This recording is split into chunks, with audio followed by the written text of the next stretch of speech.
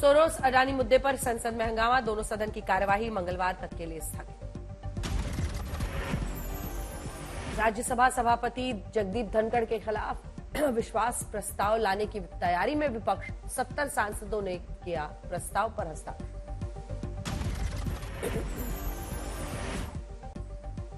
संविधान पर चर्चा के दौरान प्रधानमंत्री मोदी लोकसभा में देंगे जवाब, सूत्रों के अनुसार 14 दिसंबर को जवाब देंगे पीएम।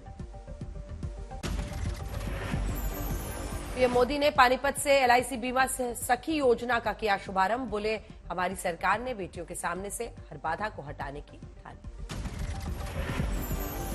बांग्लादेश में विदेश सचिव विक्रम मिस्री ने उठाया हिंदुओं पर हमले का मुद्दा, अंतरिम सरकार के मुखिया मोहम्मद यूनुस से मुलाकात की।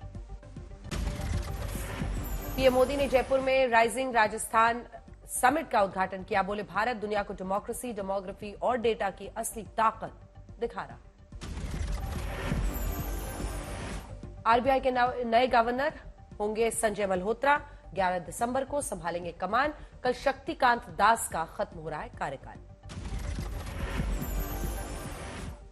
आम आदमी पार्टी ने दिल्ली विधानसभा चुनाव के लिए जारी की दूसरी लिस्ट, पटपड़गंज की जगह जंगपुरा से लड़ेंगे मनीष सिसोदिया, अब पटपड़गंज से लड़ेंगे अवध ओझा। मनीष सिसोदिया की सीट बदलने पर बीजेपी ने कसा तंज, पटपड़गंज का भगोड़ा लिखा पोस्टर जारी किया।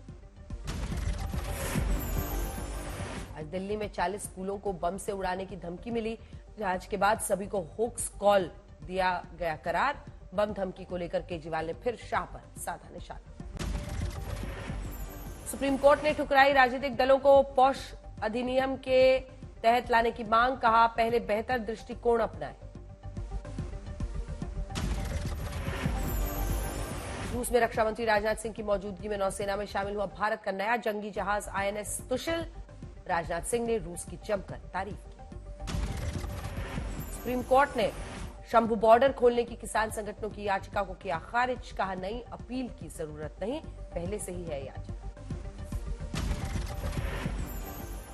मणिपुर मामले को लेकर विपक्ष के हंगामे के बीच तत्काल प्रभाव से इंटरनेट पर लगा बैन हटा, हालात सामान्य होने के संकेत। श्री कृष्ण जन्मभूमि शाही ईदगाह विवाद मामले में सुप्रीम कोर्ट में सुनवाई टली, 2025 के जनवरी में अगली सुनवाई। वन नेशन वन इलेक्शन पर सरकार का प्लान तैयार, सूत्रों के अनुसार इस सत्र या अगले सत्र में मोदी सरकार ला सकती है बिल, चर्चा के लिए जेपीसी को भेजा जा सकता है बिल।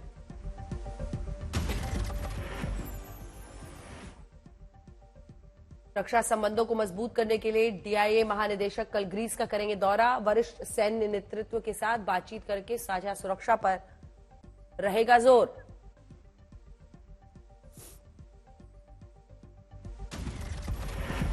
महागठबंधन के नेतृत्व मामले को लेकर बवाल के बीच टीएमसी सांसद कीर्ति आजाद का बड़ा बयान, कहा कांग्रेस सबको साथ लेकर नहीं चल पाई, उम्मीदों पर नहीं उतरी।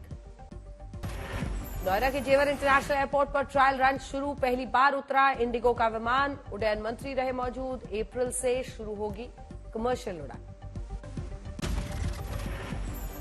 हिमाचल में मौसम ने ली करवट, शिमला समेत लाहौल स्पीति में सीजन की पहली बर्फबारी, करीब 87 सड़क हुए बंद, अटारी लेह राष्ट्रीय राजमार्ग 3 भी शामिल। केदारनाथ, बद्रीनाथ, शिमला तक पहाड़ों पर जमकर बर्फबारी, 4 इंच तक जमी हुई है बर्फ की चादर। दिल्ली के राजौरी गार्डन इलाके में एक रेस्टोरेंट में लगी आग, लोगों ने छतों से कूदकर जान बचाई। गुजरात के जूनागढ़ में भी भीषण सड़क हादसा, 2 गाड़ी की टक्कर, 7 की मौत। जैसे कि मैं सो रहा हूं तो पिताजी को जगाना है मुझे, तो वो डायरेक्ट उठाने के बजाय, और हिंसा की परंपरा मेरे यहाँ नहीं थी सौभाग्य से, तो वो क्या करते थे कि उस कमरे में आ जाएंगे या बाहर से गुजरेंगे और चौपाई बोलेंगे, प्रात काल उठ गए रघुनाथा